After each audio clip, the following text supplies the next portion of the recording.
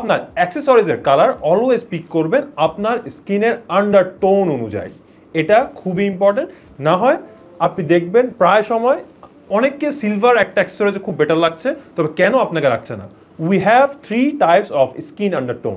Number 1 cool undertones, number 2 neutral undertones, and number 3 হলো worm undertone.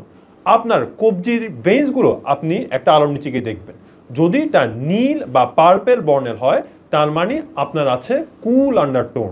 এবং আপনাকে normally এবং সাধারণত টাইটেনিয়ামের অ্যাক্সেসরিজ বা সিলভার অ্যাক্সেসরিজগুলোতে বেশি সুন্দর লাগে। যদি আপনার স্কিনটা হয়ে থাকে নিউট্রাল আন্ডারটোনে, তাহলে আপনার ভেইনসগুলো থাকবে ব্লু এবং গ্রিন টাইপের দুটার একটা কম্বিনেশনে।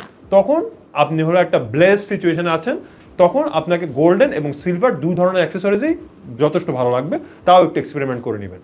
যদি আপনার স্কিনের আন্ডারটোন হয়ে থাকে বা আপনার ভেইনস যদি হয়ে থাকে গ্রিন বা অলিভ কালারের, তাহলে আপনাকে সব সময় গোল্ড প্লেটেড বা গোল্ডেন অ্যাক্সেসরিজে বেশি ভালো দেখাবে এবং বেশি মানানসই দেখাবে। তাই আপনি দেখবেন আমি বেশিরভাগ সময় গোল্ডেন বা গোল্ড প্লেটেড জিনিসগুলো বেশি পরি। তাও আমার মনে হয় আপনি আপনার আউটফিটের সাথে মিক্স অ্যান্ড ম্যাচ করে দেখবেন। যেমন আজকে আমি একটা সিলভার একটা ওয়াচ পরে আছি, সো আমি আমার অ্যাক্সেসরির সাথে মিক্স অ্যান্ড ম্যাচ করে পরার চেষ্টা করি। Always go for that. এবং একটা কথা মাথায় রাখবেন, কখনো সিলভারের সাথে গোল্ডেন ম্যাচ করবেন না।